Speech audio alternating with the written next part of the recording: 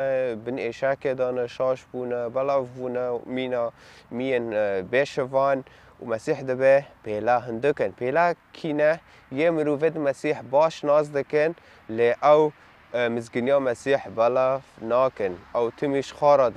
دبن رو دونش خارا پرتوکا پیروز دخوینن لی او ناچن مزگنیا وی بلاف ناکن ناف حمو گلان دا ام بیش نها گله کرد گلک مروف گلک پیلا لازمن مزگنیا مسیح بلاف کن و مروفا را حوال دم بری او دمرن لی دورا مسیح چه بیجه لوما لاواش خدا نه دخله بکن دا کو جبو دخلا خوا پیلان بشینه دبش خدا بخوازن او پیلان بشینه ناف گلان هاوسا دبیجه لی ام دبینن جارک دن اجوارا بیجه دا کو جبو دخلا خوا پیلان بشینه لانو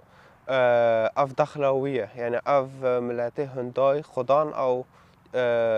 چیکر اف مروفیل سر عرضه جیان دکن خدان او به دنیا خستن و اف ام حمو گشتک دخل خدانه لی دو راجی دبه خدان دخله بخوازن جبو پیلان شوان را بشینه جبو عمالا مروفن ینوی باش راست ناز دکن وان بشینه ناوان و یه هینوی ناس نکن چاوه وان جیوه که جبو او خدان براستی ناز کن ورنه مزگنیا مسیح بلاف کن و ایرو از دخوازم هر مروفه که مسیح باش ناز دکه وره ناف دخلا خوده و مزگنیاوی وکا پیلا کیوی ناف واندا بلاف وکه وره ایرو دل خوش مسیح را وگر مسیح ده مسیح لگوری کتابه خوا ناز دکه لز دخوازم شتارا بیجم وره مسیح لگوری پرتوکاوی ناز بکه کیه او چیه او چه دخوازه وسطه مسیح ناس که وسطه ریا خدا ناس بکه ریا خدا ناس بکه رزگاری که مزنش داره و جمالات داره لیت ناس نکد که دبن گناه خدا بمینه بن ایشک خدا بمینه دبن و شرید مال خدا که بمینه که تم وسط جیان بکه حیات دمره وسط جی نباشه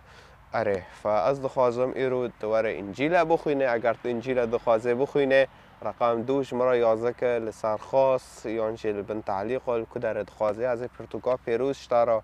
بشینه به زمان ایت دخوازه عربی ترکی فارسی کردی تا چه دخوازه هم کانون حوضا بکن و پرتوکا خدان پیوا خدان نه تجارته نه تشتکی نه